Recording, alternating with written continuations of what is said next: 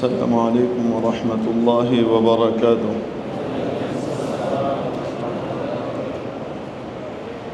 الحمد لله وكفى وسلام على عباده الذين اصطفى أما بعد. واجب الاحترام حضرات علماء کرام, عزیز طلبا, ধর্মপ্রাণ ধর্মভীরু সর্বস্তরের সম্মানিত মুসল্লিয়ানে ইজাম, আল্লাহ তাবারক ওয়া তাআলা আমাদেরকে তার মহান ঘরে আজকের এই পবিত্র দিনে হাজিরি দিবার তৌফিক দান করেছেন। হৃদয়ের গভীর থেকে কালিমাতুশ শুকর আদায় করি আলহামদুলিল্লাহ। মুআজ্জাজ হাজরিন, জিনিস যত দামি হয় তার ভিতরে মহিমার ছোঁয়া বিভিন্নভাবে, তার মূল্যের ছোঁয়া বিভিন্নভাবে প্রকাশিত হয়।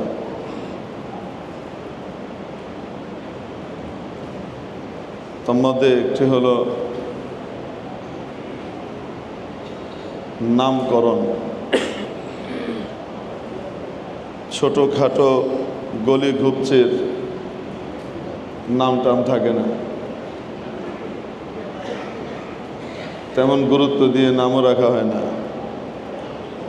কিন্তু বড় রাস্তা, খুব প্রশস্ত রাস্তা, এক্সপ্রেসওয়ে, এ ধরনের বড় রাস্তার নামকরণ কোনো বড় ব্যক্তির মাধ্যমেই রাখা হয় বা স্মরণীয় কোনো কিছুর মাধ্যমে রাখা হয়। এটার দ্বারা ওই পথ, ওই রাস্তার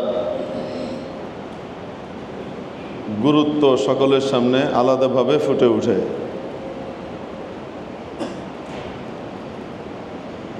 ঠিক তেমনিভাবে সাধারণ যে দিন আর রাতগুলো রয়েছে সারা বছরের মধ্যে, এগুলোর জন্য মাসের দিনগুলোর বিশেষ কোনো নাম নাই। সাপ্তাহিকভাবে একটা দিনের নাম আছে, স্পেশালি বিশেষ সম্মান দিয়ে যে নামটা রাখা হয়েছে, এটি হলো ইয়ৌমুল জুমআ, জুমার দিন, বিশেষ দিন। সাপ্তাহিক অন্যান্য দিনেরও নাম আছে, কিন্তু তার মধ্যে জুমার দিনের বৈশিষ্ট্য অন্যরকম। কেমন সেটা? সহিহ বুখারীর ভিতরে রাসূল পাক সাল্লাল্লাহু তাআলা আলাইহি ওয়াসাল্লামের হাদিস বর্ণিত হয়েছে যে আল্লাহ তাবারক ওয়া তাআলা সপ্তাহের মধ্যে বিশেষ একটা দিনকে আলাদাভাবে মহিমান্বিত এবং আলাদাভাবে সম্মানের আসনে বসালেন, বিশেষভাবে একটা দিনকে সম্মানিত করলেন, সপ্তাহের মধ্যে নির্ধারিত করে রাখলেন একটা দিন, যে এই দিনটা সাইয়্যিদুল আইয়াম, সপ্তাহের অন্যান্য দিনের মধ্যে প্রধান দিন। অন্যান্য দিনের মধ্যে এই দিনটা বিশেষ মর্যাদামণ্ডিত দিন।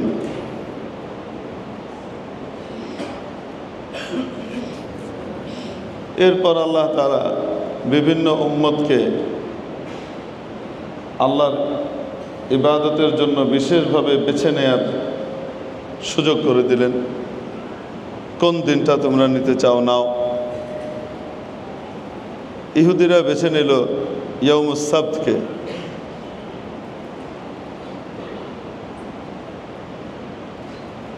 শনিবারকে।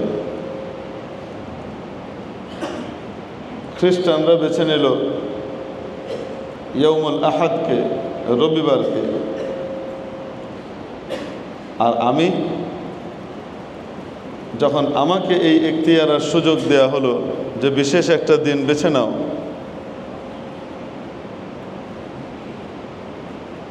তো আমি বেছে নিলাম সেই দিনটাই, যেই দিনটা আল্লাহ তাআলার দৃষ্টিতেও প্রধান এবং সেরা দিন হিসেবে নির্বাচিত ছিল। আমি বেছে নিলাম ইয়াউমুল জুমআকে।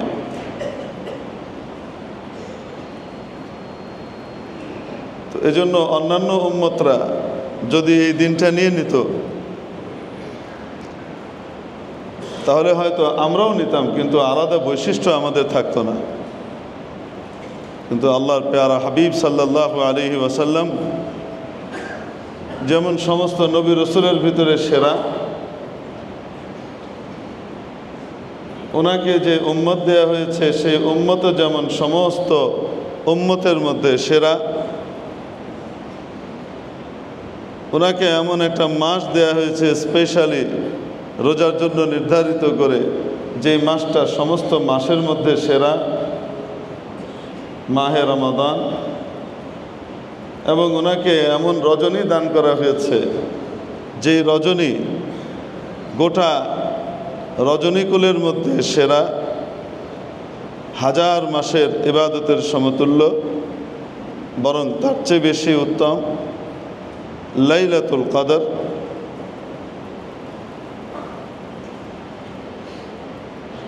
ঠিক তেমনিভাবে ওনাকে সাপ্তাহিক দিনের ভিতরেও যেই দিনটা বরাদ্দ করে দেওয়া হয়েছে এবং নবীজি নিজে চয়েস করে নিয়েছেন, যেটা অন্য কেউ বেছে নিতে পারেনি, আল্লাহর কাছে যেটা মনোনীত সেরা দিন ছিল, সেই দিনটা লাইলাতুল ইয়াউমুল জুমআ, জুমার দিন। তো জুমার দিন অন্যতমভাবে একটি সম্মানের দিন, এবং আল্লাহ পাক সেরা নবীর সেরা উম্মতকে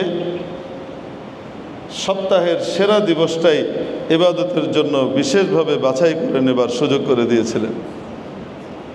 যেহেতু এই উম্মতের পরে আর কোনো উম্মতের আগমনের সম্ভাবনাই নাই, সম্ভাবনা কি কোনো সুযোগই নাই, সর্বশেষ উম্মত, অতএব আর কোনো দিন কেউ চয়ন করে নিতে পারবে তার সুযোগও নাই।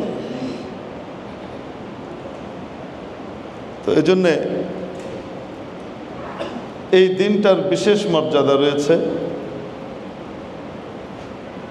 আবার ঠিক তেমনিভাবে সমস্ত দিনের মধ্যে যেই দিনগুলো সেরা, সেই দিনগুলোর জন্য আলাদা আলাদা নাম দেওয়া হয়েছে। বলছিলাম বিশেষ নাম থাকা এটাও একটা মর্যাদার লক্ষণ, সম্মানের আলামত। মাসের অন্যান্য দিনগুলোর আলাদা করে তেমন নাম নাই, মানে টানা কয়েকটা দিনের আলাদা আলাদা নাম দেওয়া আছে এরকম নাই। হঠাৎ হঠাৎ কোনো দিনের কি দিয়ে দিয়েছে, নাম দিয়ে দিয়েছে, এটা আছে। বাৎসরিকভাবে জিলহজ মাসটা যেহেতু অন্যতমভাবে সম্মানিত একটা মাস, এই মাসের মধ্যে প্রথম কয়েকটা দিনকে আলাদাভাবে নামকরণ করা হয়েছে। যেমন জিলহজ মাসের 11, 12, 13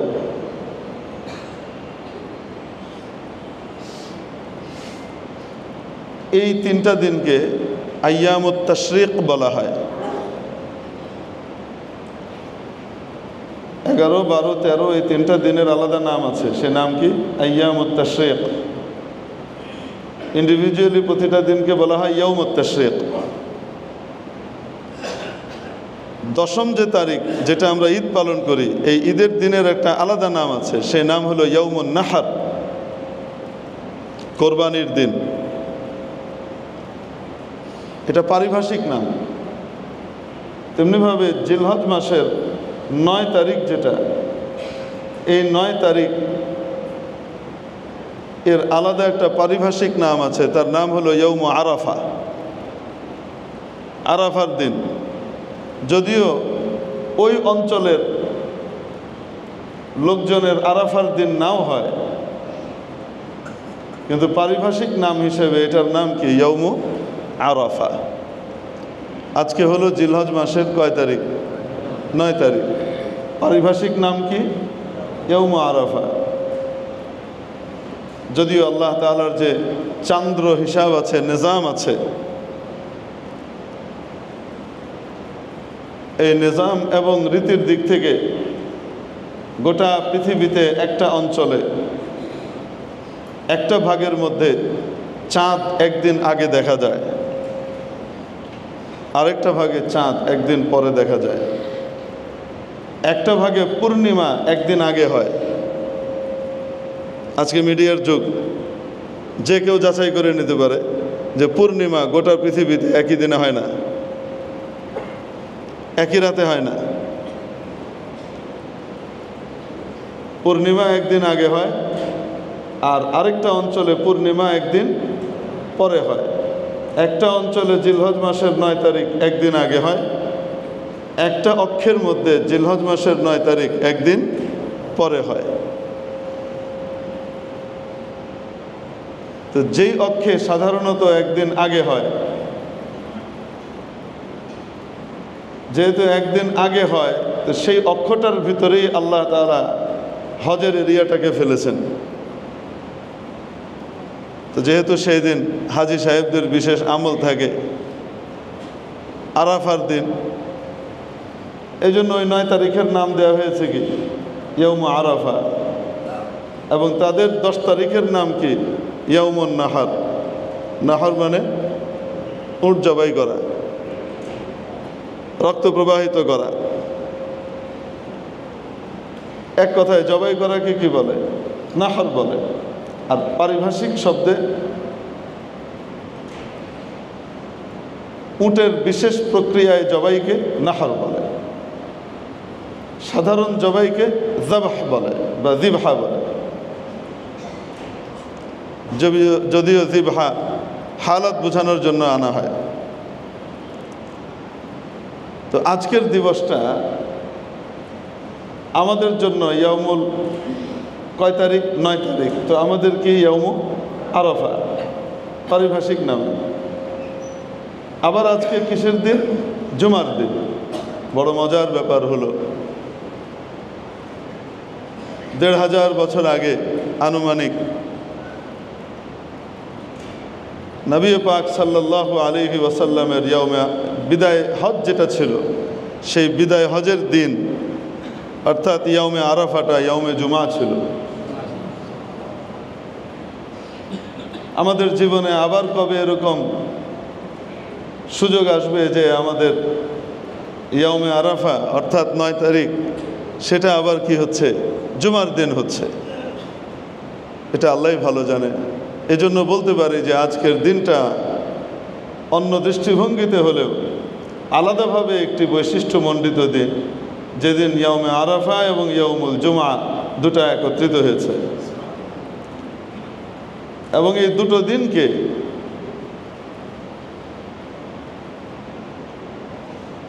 আল্লাহ তাবারাকা ওয়া তাআলা একত্রিত করে দেওয়ার মাধ্যমে মানুষের বিশেষ উৎসবের দিন বানিয়েছিলেন নবীজির হজের সময়। হযরত ওমর রাদিয়াল্লাহু তাআলা আনহুর সামনে আমি আপনাদেরকে এই ঘটনা সম্ভবত 2-1 সপ্তাহ আগে শুনিয়েছি। হযরত ওমর রাদিয়াল্লাহু তাআলা আনহুর সামনে এক ইহুদি, বাহ্যিকভাবে মুসলমান,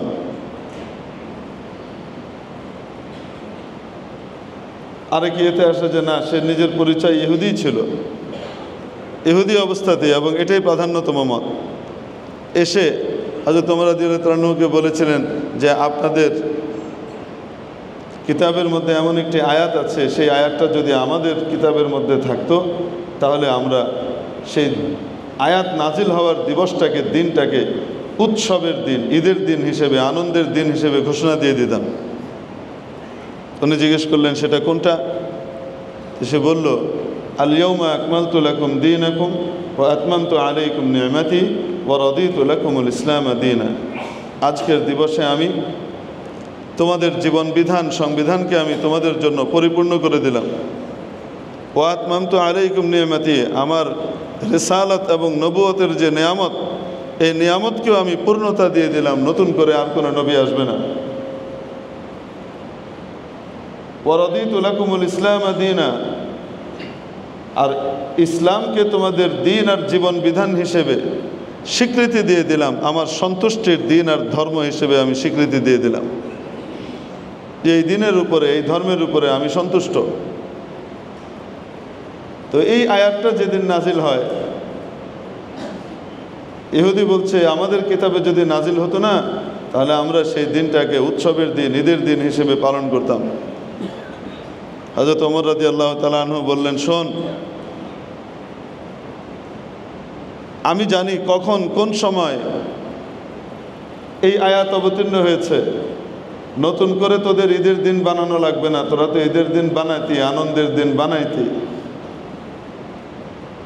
আমার আল্লাহ এটাকে ডবল ঈদের দিন একসাথে নাজিল করে দিয়েছেন। আরাফার দিন আসরের নামাজের পরে রাসূল পাক সাল্লাল্লাহু আলাইহি ওয়াসাল্লাম উটনির উপরে সওয়ার ছিলেন, ওই অবস্থায় নবীজি দোয়া করছেন, ওই অবস্থাতে আল্লাহ তাআলার পক্ষ থেকে এই আয়াত নাজিল হয় এবং সেই দিনটা ছিল জুমার দিন। আরাফারও দিন, জুমারও দিন আমাদের জন্য ডবল আনন্দের দিন ছিল। এটা নতুন করে বানানোর দরকার নাই, মাতবরি মেরো না, নিজের পথ দেখো। তো বলছিলাম জুমা এবং ইয়াউমে আরাফা, জিলহজ মাসের 9 তারিখ, এই দুটো খুব কমই একসাথে মিলে। আজকে সেই দিন যেদিন আমরা জুমাও পেয়েছি, ইয়াউমে আরাফার অর্থাৎ জিলহজ মাসের 9 তারিখও পেয়েছি। এই জন্য ব্যাখ্যা করে আসলাম যেন আবার কারো মনে না হয় হুজুর আরাফা তো কালকে গেছে কা।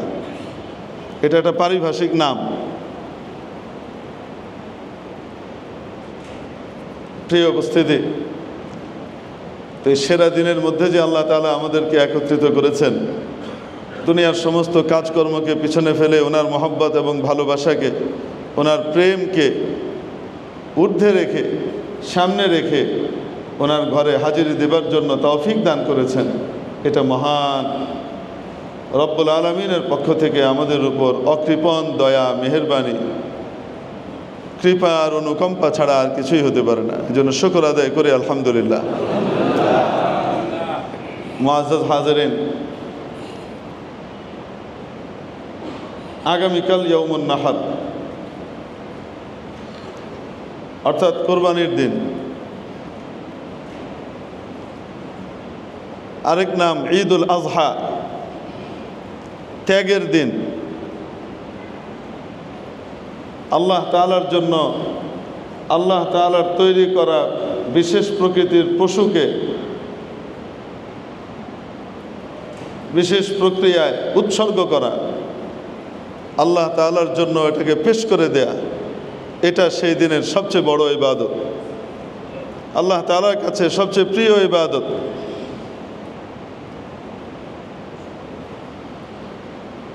এই জন্য আল্লাহ রাব্বুল আলামিন নবীজির মাধ্যমে দেখিয়েছেন যে কোরবানির জানোয়ার এটাকে রাতারাতি কিনলাম, জবাই করে দিলাম, এরকম না, বরং তার সাথে যেন একটা প্রেম আর ভালোবাসার সম্পর্ক গড়ে ওঠে।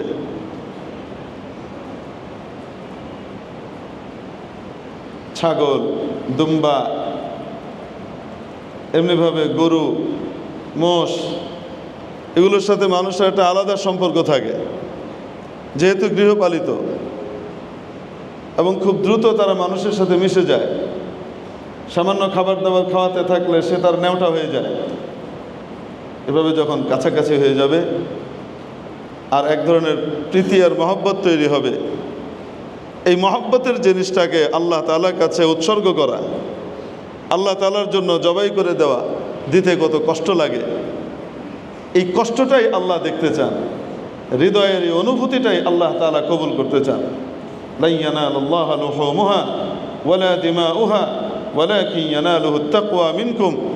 আল্লাহ তাআলার কাছে কখনোই এই জানোয়ারগুলোর গোশতও পৌঁছে না, এগুলোর রক্তও আল্লাহর কাছে যায় না, কিন্তু যায় কি তোমাদের হৃদয়ের যে অনুভূতি, সেই অনুভূতিটা আল্লাহ তাআলার কাছে যায়। সেই তাকওয়া, আল্লাহর জন্য সেই ভালোবাসা, আল্লাহর জন্য সেই ত্যাগ, এই অনুভূতিটাই আল্লাহর কাছে যে পৌঁছে। মেরে মোহতারাম দোস্ত, আজকাল আপনি দেখবেন এই কোরবানির দিন আসলে তার কিছুদিন আগ থেকে বিশেষ প্রকারের প্রচারণা শুরু হয়। অমুসলিমরা তো করেই, অমুসলিমদের কিছু অংশ তো তারা অতি পশুপ্রেম দেখাতে গিয়ে করতে থাকে। কারো উদ্দেশ্য ভালো, কারো উদ্দেশ্য খারাপ। অদ্ভুত ব্যাপার হলো, মুসলিম নামধারী মানুষ, বাবাও মুসলিম, মাও মুসলিম, বাবা মুসলমান, মা মুসলমান, 14 গোষ্ঠী মুসলমান, সেও মুসলমান, কিন্তু সে কথিত পশু প্রেমের ফাঁদের ভিতরে পড়ে গিয়ে আল্লাহ তাআলার এই বিশেষ বিধানকে অস্বীকার করতে চায়।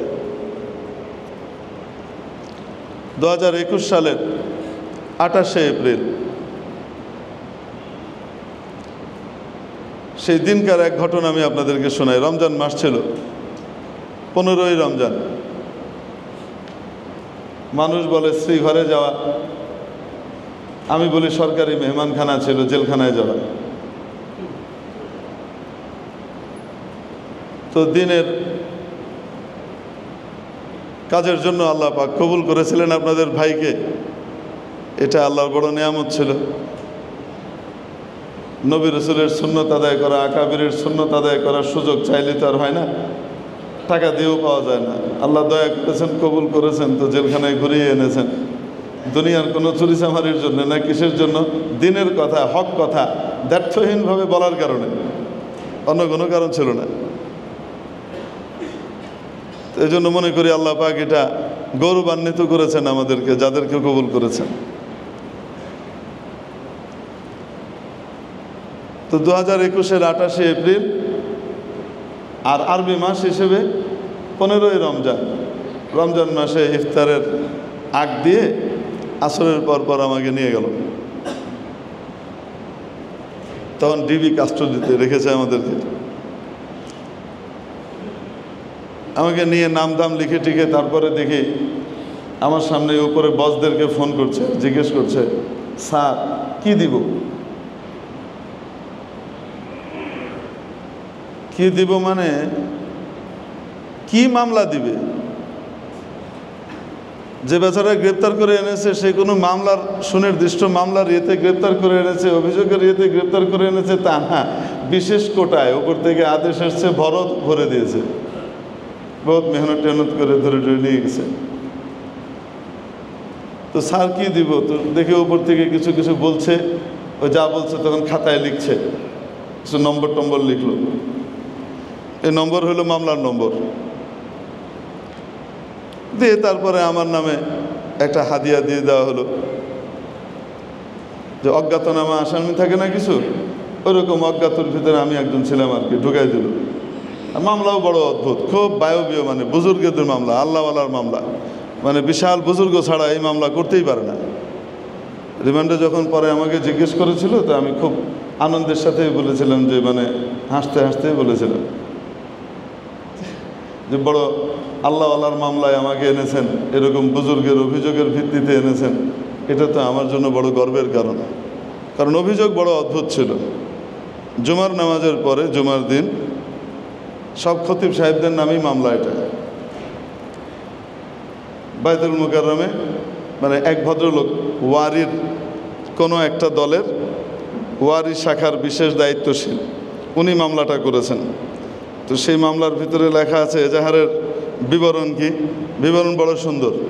উনি বাইতুল মুকাররমে সাধারণ মুসল্লি হিসেবে নামাজ পড়তে গিয়েছিলেন।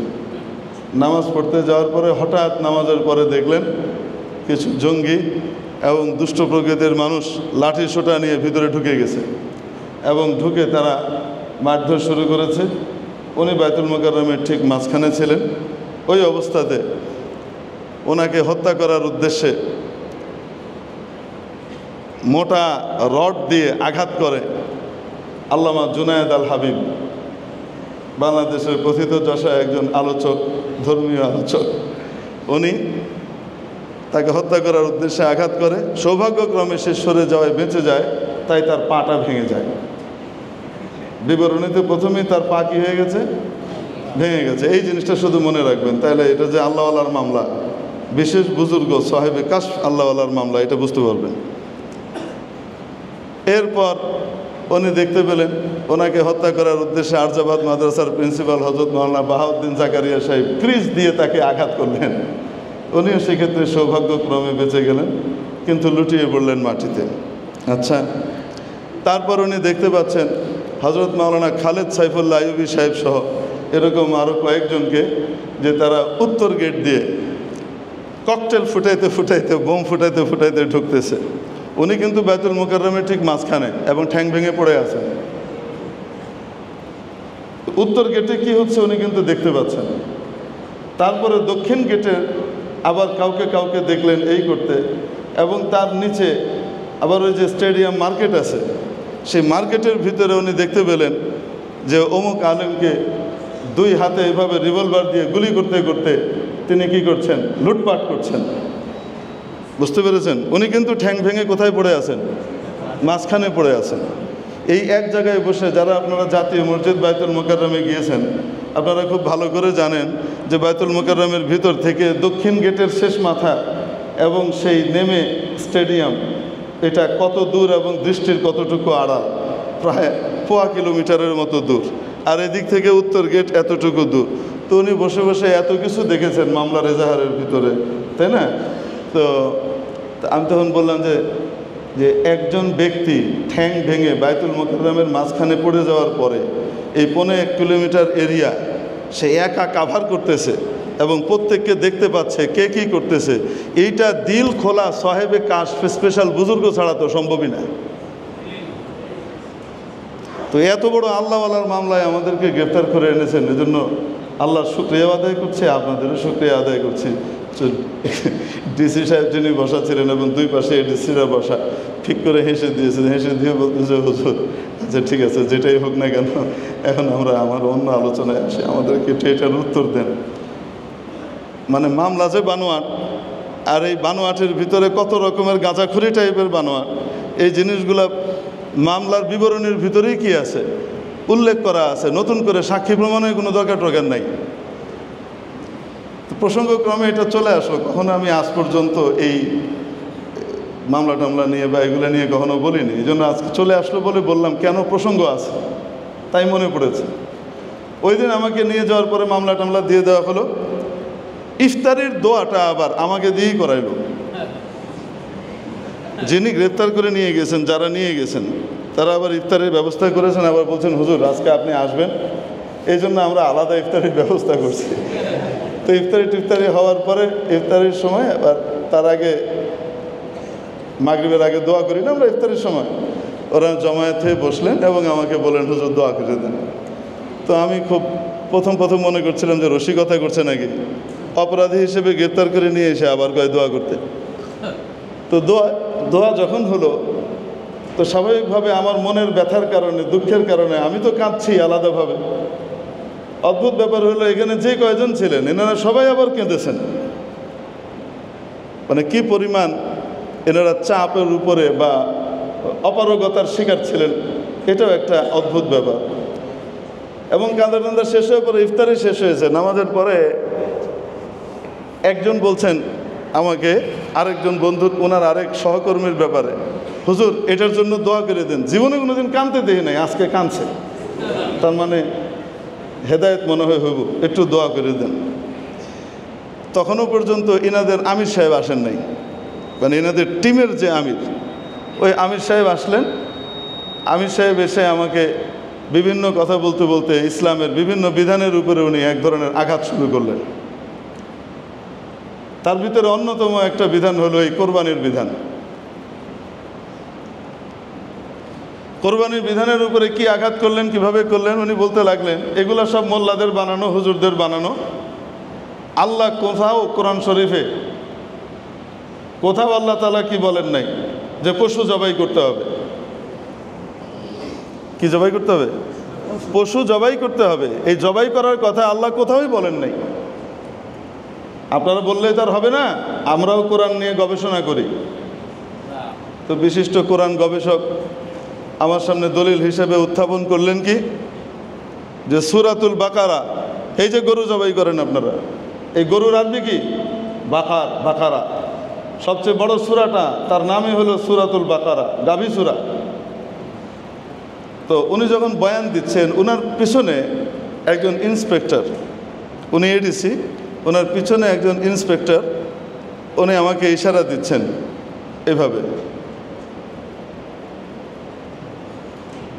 মুখে আঙ্গুল রেখে আমাকে কি দিচ্ছেন? ইশারা দিচ্ছেন। মানে হুজুর এই অদ্ভুত পণ্ডিতের প্রশ্নের কোনো কি দিয়েন না, উত্তর দিয়েন না।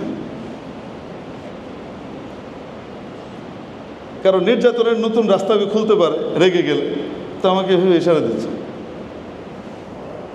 কোনো উত্তর দিয়েন না। তা আমি অনেকক্ষণ চুপচাপ তার বয়ান শুনে গেলাম, উত্তর না দিয়েই থাকবো এটাই নিয়ত করলাম। দিয়ে উনি বলতে বলতে বলছেন, আল্লাহ তাআলা হলুদ গরু জবাই করার জন্য বললেন। কি গরু জবাই করতে বললেন? হলুদ গরু জবাই করতে বললেন। পৃথিবীতে হলুদ গরু কি কোনো গরু আছে? নাই। তার মানে এটা একটা প্রতীকী বিষয়। আল্লাহর জন্য ত্যাগ দাও, আল্লাহর জন্য তোমার প্রিয় বস্তু, তোমার টাকা পয়সাকে দান করো, এটা হলো একটা প্রতীকী বিষয়। তো উনি অনেক কিছু বলতে বলতে হলুদ গরু বুঝতে পেরেছেন। তো বনি ইসরায়েলের এক ঘটনা আছে। মুসা আলাইহিস সালামের যুগে এক লোক তার চাচাকে গ্রেপ্তার করল, তার চাচাকে হত্যা করে ফেলল। কেন? সেই ছিল তার চাচার একমাত্র ওয়ারিস। চাচা বড় ধনী ছিলেন। এখন সে দেখছিল যে চাচা যত তাড়াতাড়ি মারা যাবে, এই সম্পত্তির মালিক তত দ্রুত সে হতে পারবে। এই লোভের শিকার হয়ে সে করলো কি, তার চাচাকে রাতের বেলা মেরে ফেলল এবং মেরে তার চাচার লাশটাকে অন্য একটা এলাকায় ফেলে আসলো। এমন একটা এলাকায় যে এলাকার মানুষজন একটু দুর্বল টাইপের, তাদের তেমন সামাজিক প্রতিপত্তি নাই, এবং দায় চাপিয়ে দিল ওই এলাকার লোকজন তার চাচাকে হত্যা করেছে। সকালবেলায় সে চিল্লাচিল্লি করে সারা দুনিয়া জড়ো করে ফেলল। আসল হত্যাকারীকে সে নিজে। বিচার নিয়ে আসলো হযরত মুসা আলাইহিস সালামের কাছে। ওই এলাকার লোকজন এসে বলল, আল্লাহ রসুল আমাদেরকে বাঁচান, আমরা তো এই প্রভাবশালী মানুষের গায়ে হাত দিব কোত্থেকে? আমরা তো এই এলাকায় যাওয়ারই সাহস করি না। কে মারলো ওনাকে? মেরে আমাদের এখানে ফেলে রেখে এখন আমাদেরকে ফাঁসাচ্ছে, আমাদের পুরো গ্রামকে এখন গ্রেপ্তার করবার ব্যবস্থা করছে। তা আপনি আমাদেরকে একটু সুবিচার দেন। তো ওনাদেরকেও তিনি ডাকলেন, হ্যাঁ আপনি আমাদেরকে বের করে দেন, কে হত্যাকারী? এরাই হত্যা করছে, না হলে এরা এখানে ফেললো, এদের এখানে লাশ পাওয়া গেল কেন? আল্লাহ তাবারাকা ওয়া তাআলা হযরত মুসা আলাইহিস সালামের কাছে আয়াত নাযিল করে দিলেন যে বলো এদেরকে একটা গরু জবাই করতে। একটা গরু জবাই করে, মানে এই যে হত্যাকারী চাই, হত্যাকারী চাই, ভাতিজা নিজেই হত্যাকারী, তিনি কি বলছেন? হত্যাকারীর সন্ধান চাই। তো আল্লাহ তাআলা বললেন যে ওকে বলো একটা গরু জবাই করে সেই গরুর একটা টুকরা এই ব্যক্তির গায়ে যেন মেরে দেয়। মেরে দিলে ওই ব্যক্তি নিজেই বলে দিবে কে তাকে হত্যা করেছে। এখন বলেন তো দেখি, তারা কি আসলে সমস্যার সমাধান চায়, মামলার নিষ্পত্তি চায়? সেটা তো চায় না। তাই তো হত্যাকারী বেরিয়ে যাবে, অন্যকে ফাঁসাবার চায়। এখন তারা বলতে লাগলো, কি অদ্ভুত কথা বলেন মুসা, আল্লাহ তাআলাকে জিজ্ঞেস করেন ওইটা কেমন হবে, কেমন প্রকৃতির গরু হতে হবে, সেটা কি অল্প বয়সী হবে, না বুড়ো হবে, না মাঝ বয়সী হবে, না কেমন হবে, এটা একটু জিজ্ঞেস করেন মাহি। তো আল্লাহ তাআলার কাছে আল্লাহ মুসা আলাইহিস সালাম জিজ্ঞেস করেন, আল্লাহ এটা কেমন হবে? তো আল্লাহ পাক বলে দিলেন এমন হতে হবে যেটাকে দিয়ে কেউ কোনো চাষবাস হয় নাই, বোঝা বওয়ানোর কাজও হয় নাই, কোনো চাষবাসও হয় নাই, বোঝা বওয়ানোর কাজও হয় নাই। অর্থাৎ ফ্রি একটা ইয়ে হতে হবে, এবং মাঝ বয়সী হতে হবে, বুড়াও হতে পারবে না, আবার সেটা কি হতে পারবে না, একেবারে বকন ছোট্ট হতে পারবে না, এমন একটা বয়সী। এখন বলেন তাও যদি খুঁজতো তো 2-4টা গরু এরকম পাওয়া যাওয়া সম্ভব, কিন্তু এদের উদ্দেশ্য কি হত্যাকারীর পরিচয় উদ্ঘাটন করা না। তো এখন তারা আরেকটা আনলো, আহা তা তো বুঝলাম, কিন্তু সেটা কেমন রঙের হবে সেটা একটু জিজ্ঞেস করেন আল্লাহর কাছে, রংটা কেমন হবে? মা লাউনুহা। তো আল্লাহ পাক বলে দিলেন সফরা ফাকিউল লাউনুহা তাসুরুন নাযিরিন। আপনার হাঁসের বাচ্চা দেখেছেন? হাঁসের বাচ্চাও কিন্তু হলুদ, কিন্তু স্বাভাবিক হলুদ না, অদ্ভুত হলুদ, যে হলুদ দেখে চোখ জড়িয়ে যায়, খুব সুন্দর ফকফকা হলুদ, ফকফকা হলুদ, এবং এমন হবে যেটা যে কেউ দেখে তার চোখ জড়িয়ে যায়, এই রকম হলুদ রঙের হতে হবে। তো যাই হোক, তারা বলল হ্যাঁ এখন একটা কিছু আনছেন, কারণ তারা জানে এরকম গরু আর পাওয়া যাবে না। আল্লাহর কুদরত হলো আল্লাহ পাক ওরকম একটা গরু তৈরি করে রেখে দিয়েছিলেন, এই দিনের জন্যই রেখে দিয়েছিলেন, এবং শেষ পর্যন্ত ওই গরু পাওয়া গেল। সেই গরু কেটে জবাই করে যখন নাকি মারা হলো, তো জিন্দা হয়ে চাচা বলে দিলেন আমাকে আর কেউ মারে নাই, এই হারামখোর মারছে, এই যে আমার ভাতিজাই মারছে, এই সম্পদ জোগাড়ের জন্য। তো এই যে গরুর ঘটনা, এই গরুর ঘটনা, হলুদ গরুর ঘটনা কি কোরবানির? বলেন না কেন? এটা কি কোরবানির? ইব্রাহিম আলাইহিস সালামের গরু, ইব্রাহিম আলাইহিস সালামের দুম্বা, ছাগল। এত বড় কোরআন গবেষক, উনি গবেষণা করে বের করছেন যে আল্লাহ কোরবানি করতে কইছে কোন গরু? হলুদ গরু। অতএব হলুদ গরু তো পৃথিবীতে নাই, তার মানে হলো এটা একটা প্রতীকী অর্থে ব্যবহার করা হয়েছে। পশু হত্যা আল্লাহ কখনোই বরদাস্ত করতে পারেন না, বিশেষ পশুপ্রেমিক এডিসি মহোদয়। তিনি বয়ান করে তারপরে আমি আর থাকতে পারলাম না, ওই পিছন থেকে আমাকে ইশারা, অনেক লম্বা বয়ান আছে, আমি খুব সংক্ষেপে এনে দিছি, ওনার বয়ান আরও অনেক লম্বা, উনি অনেক গবেষণা করেন, স্টাডি করেন, এই পারেন, যে আমাকে যে ইশারা করতেছে আমি আর ইশারা থামতে পারলাম না। আমি বললাম শুনেন ভাই, জেলখানায় দিবেন না কিসে দিবেন, মায়ের দিবেন না কি দিবেন সেটা পরের কথা, যেই কারণে ভিতরে ঢুকছি সেই কারণ তো আর এমনি যাবে না। ডেকি স্বর্গে গেলেও নাকি কী বলে ধান ভাঙে, তো আমরাও সেই ভাঙ্গার কাজই করব। তো আপনাকে শুনতে হবে, আপনি যে গরুর কথা বললেন এই গরু কোরবানির গরু না, এটা হলো এই ঘটনা।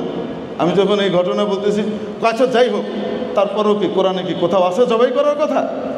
তো মেজাজটা ভালো মতোই খারাপ হয়েছে। তো আমি বললাম যে আপনি তো কোরআন শরীফ তো খুব গবেষণা করেন, মাশাআল্লাহ। তো কোরআন শরীফের সবচেয়ে ছোট সূরা আর বড় সূরা, বড় সূরার নাম তো নিলেন, সবচেয়ে ছোট সূরাটার নাম কি বলতে পারবেন? তো চুপ করে আছে, আছে কয়েকটা, কুল হুয়াল্লাহু আহাদ।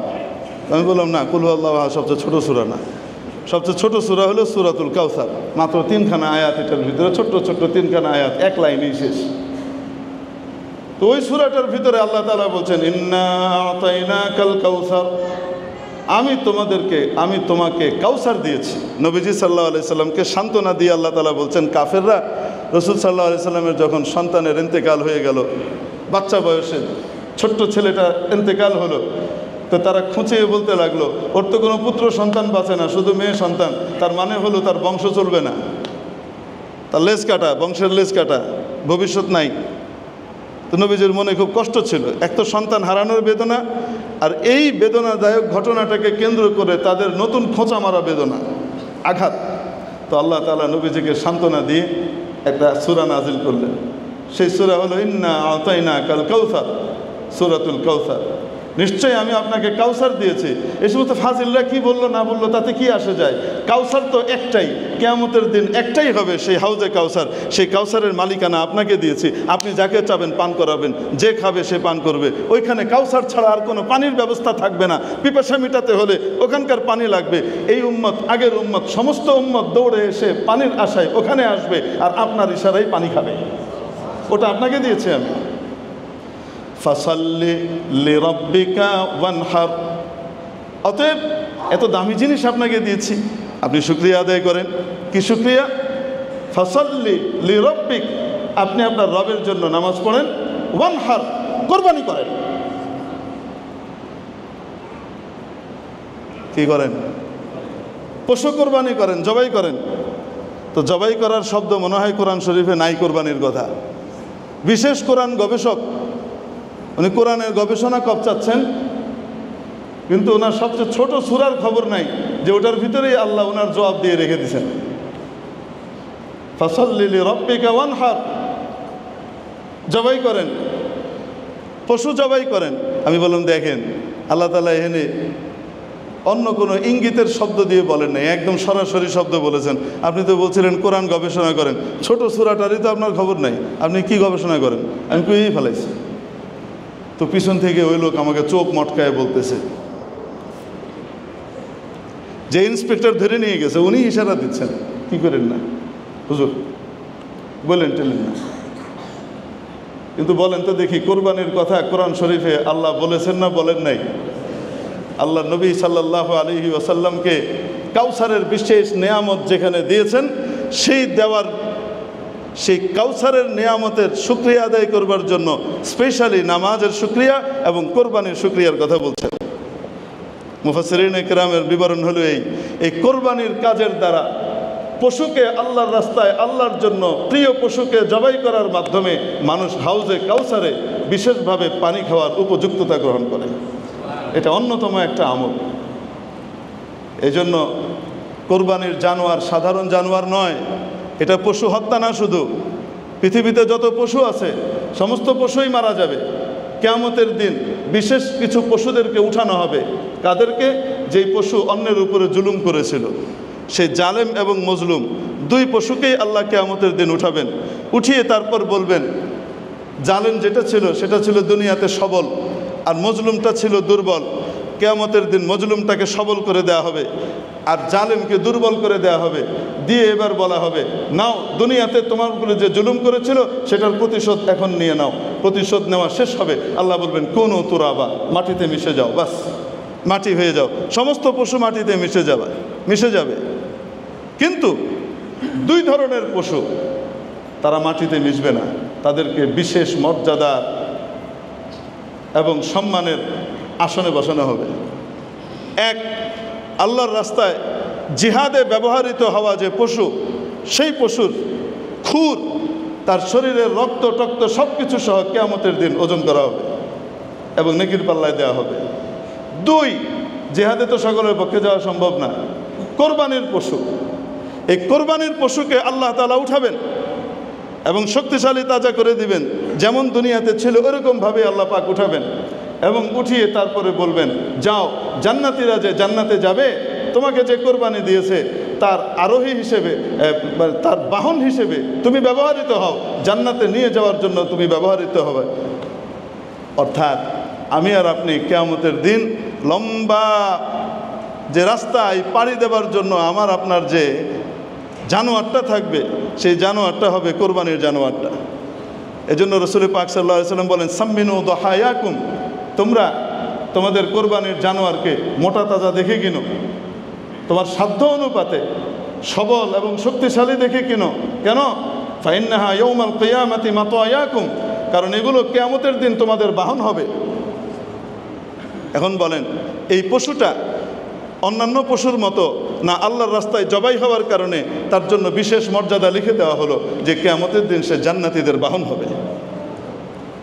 এজন্য সাধ্য অনুপাতে আমরা মোটা তাজা পশু কিনবো ইনশাআল্লাহ তাআলা, আল্লাহ তাআলা যদি তৌফিক দান করেন। তাছাড়া আরেকটি বিষয় হলো, এই সহিহ বুখারীর ভিতরেই হাদিস আছে, হজ সংক্রান্ত হাদিস, যে রাসূল পাক সাল্লাল্লাহু আলাইহি সাল্লাম হজের জন্য যে কোরবানির জানোয়ারগুলো নিয়ে যেতেন সেগুলোকে স্পেশালি কিলাদা পরাতেন। কিলাদা মানে গলার বিশেষ মালা। কেন? এগুলো কোরবানির জন্য নির্ধারিত হওয়ার কারণে এগুলো বিশেষ সম্মানিত পশু হয়ে গেছে। এই সম্মানের আলামত হিসেবে তাদের গলার ভিতরে কি করিয়ে দিতেন? মালা পরিয়ে দিতেন। আম্মা জান সিদ্দিকা রাদিয়াল্লাহু তাআলা আনহা বলেন, কুনতু আফতিলু কলাইদা লিরাসূলিল্লাহি সাল্লাল্লাহু আলাইহি সাল্লাম, আমি রাসূল সাল্লাল্লাহু আলাইহি সাল্লামের জন্য তার কোরবানির পশুর জন্য কি করতাম? কেলাদা, এই মালাটা আমি বানাতাম, আমি বানিয়ে দিতাম। এই জন্য আপনাদের কোরবানির পশুর গলায় ওই যে এক ধরনের লাল নীল মালা টালা পরান না, এটা একেবারে খেলাফে সুন্নত বিষয় না। যেখানে মালা পরানো দরকার, সাজসজ্জা দরকার, সেখানে তো করে না। শবে বরাতের দিন লাল হলুদ নীল দিয়ে সারা পৃথিবী কী করে ফেলে? আলোকিত করে জ্বালায় ফেলে, মালামুলা দিয়ে ভরে ফেলে। এই জন্য আপনার কোরবানির জানোয়ারকে যদি আপনি মালা পরিধান করান, কোনো অসুবিধা আছে? নাই। পারলে মালা পরায়েন, কোনো অসুবিধা নেই। এবং এই মালাটা সহ দান করে দিয়ে দিতে হয়। যখন নাকি আপনি কোরবানির অন্যান্য জিনিসগুলোকে দান করে দিবেন, কারণ কোরবানির জানোয়ার হয়তো আপনি ভোগ করবেন, আল্লাহ পাক আপনাকে অনুমতি দিয়েছেন যে তুমি খাও বান্দা, তার চামড়াটা চাইলে আপনি ব্যবহার করতে পারেন, নতুবা কাউকে গিফট করতে পারেন। কোরবানির জানোয়ারের গোশত কাউকে গিফট করতে পারেন, অথবা কি করতে হবে? দান করে দিতে হয়। তো মালাটা তো আর খাওয়াও যায় না, ব্যবহারও করা যায় না, এটাকে কী করে দিতে হয়? দান করে দিতে হয় কাউকে। মেরে মুহতারাম দোস্ত, হাদিস শরীফের ভিতরে এই জন্য এই জানোয়ারকে যেন কষ্ট না দেওয়া হয়, এটার প্রতি বিশেষ তাগিদ দেওয়া হয়েছে। এবং রাসূল সাল্লাল্লাহু আলাইহি ওয়াসাল্লাম বলছেন, ইন্নাল্লাহা ইউহিব্বুল ইহসানা ফি কুল্লি শাই, আল্লাহ তাআলা প্রত্যেকটা জিনিসের ভিতরে সুন্দরভাবে করাটাকে পছন্দ করেন। ফাইদা দাবাহতুম ফাহসিনুদ দিবহা ওয়া ইযা কাতালতুম ফাহসিনুল কিতলা, অতএব তোমরা যখন কোনো পশুকে জবাই করো তখন সেটাকে উত্তম রূপে জবাই করো। অর্থাৎ জবাই করতে গিয়ে তাকে যেন কষ্ট না দেওয়া হয়। কোরবানির জানোয়ারটাকে ফেলে তার ঘাড়ের উপরে চড়ে তারপরে নাম পড়তেছে, 7 নাম, বাপের নাম, ঠিকানা সহ পড়েন, এই ঠিক না আল্লাহ ঠিকানা জানে না, এই পড়েন সেই পড়েন, এগুলো বলতে থাকে, আর গরু এখানে পায়খানা করে দিচ্ছে, লেদিয়ে ফেলতেছে। এটা তরিকা নয় ইনশাল্লাহ। কেমন তরিকা? আগামীকালকে ঈদের জামাতে ইনশাল্লাহ আমি সেটা আরও ভালো করে বলে দেবো আপনাদেরকে। রাসূল সাল্লাল্লাহু আলাইহি ওয়াসাল্লাম তারপর বলছেন, আজকে যেটা করণীয় সেটা বলে দিচ্ছে, ফালইয়াহুদ্দা আহাদুকুম সুফরাতাহ ওয়ালইউরিহ দাবিহাতাহ। অতএব তোমাদের কেউ যখন নাকি জবাই করার জন্য পশু রেডি করবে, তখন সে যেন তার ছুরিটাকে খুব ভালো করে ধার দিয়ে নেয়, যেন কোঁচ মারার সাথে সাথে চট করে কেটে যায়, সেখানে ঘষে ঘষে ঘষে ঘষে কলাতের মতো কষ্ট দিয়ে যেন না কাটা হয়। এজন্য আমরা ছুরিগুলোকে ধার দিয়ে নেওয়ার চেষ্টা করব। আলহামদুলিল্লাহ আমাদের মাদ্রাসাতে এই জন্য এবার 40টা আমরা অতিরিক্ত আরও ছুরি কিনেছি। পুরনো ছুরিগুলোর ভিতরে কিছু ছুরি একদম এমন হয়ে গেছে যেটা সেটা ধার দিয়েও আসলে থাকে না, 1-2টা জবাই করার পরে হয়ে যায়। আমরা সেই নতুন করে ছুরি বানানো করিয়েছে, যেন আমাদের সকলের কোরবানিটা সুন্দরভাবে কি হয়, আদায় করা হয়। আল্লাহ তাআলার তৌফিক দিলে ইনশাআল্লাহ আগামীকালকে আমাদের কোরবানি হবে এবং আমরা ইনশাআল্লাহ ঈদের জামাতের জন্য আগে ভাগে চলে আসব। ঈদের জামাতে আসবার সুন্নত হলো এই, আসার সময় ওই যে এক রাস্তা দিয়ে আসা, আরেক রাস্তা দিয়ে যাওয়া, আসার সময় এবং যাওয়ার সময় তাকবীর পড়তে পড়তে আসা। ঈদুল ফিতরে আস্তে আস্তে আল্লাহু আকবার আল্লাহু আকবার, লা ইলাহা ইল্লাল্লাহু আল্লাহু আকবার আল্লাহু আকবার ওয়ালিল্লাহিল হামদ, আল্লাহু আকবার আল্লাহু আকবার, লা ইলাহা ইল্লাল্লাহু আল্লাহু আকবার আল্লাহু আকবার ওয়ালিল্লাহিল হামদ। এই তাকবীর ইনশাআল্লাহ আমরা জোরে জোরে পড়তে পড়তে আসবো। কয়টায় চলে আসবো? ইনশাআল্লাহ 6:30টায় মসজিদে চলে আসবার চেষ্টা করব। কেন? 7টায় ইনশাআল্লাহ জামাত শুরু হয়ে যাবে। কয়টায় জামাত? কোরবানির জামাত একটু কি করতে হয়, আগে করতে হয়। ঈদুল ফিতরের চাইতে কোরবানির জামাতটা কি করতে হয়, একটু আগে করা মুস্তাহাব এবং সুন্নাত। সেই হিসেবে গোসল টোসলের সব হিসাব করে আমরা সময় রেখেছি 7টায় ইনশাআল্লাহ আমাদের ঈদের জামাত হবে। আর যদি কারো ছুটে যায়, এমনও তো হতে পারে যে একটু পিছিয়ে গেছে কোনো কারণে, তো তাদের জন্য আমরা আরেকটা ব্যবস্থা রেখেছি, সেটা হলো ইনশাআল্লাহ তাআলা 8টার সময় দ্বিতীয় জামাত হবে। এবার যেহেতু বৃষ্টি হচ্ছে চারিদিকে, মাঠে জামাত করাটা মুশকিল হয়ে যাওয়া সম্ভাবনাই বেশি, কাদা টাদা হয়ে যাবে, যার ফলশ্রুতিতে এবার ইনশাআল্লাহ মসজিদেই জামাত হবে। কয়টা জামাত হবে?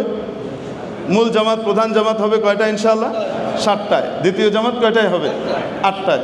আল্লাহ তাবারাক ওয়া তাআলা আমাদেরকে এই কথাগুলোর উপরে আমল করবার তৌফিক নসিব করে দেন। 4 রাকাত ক্বাবলাল জুমা সুন্নাত আমরা আদায় করে নিই ইনশাআল্লাহ তাআলা। জাযাকুমুল্লাহ খাইর।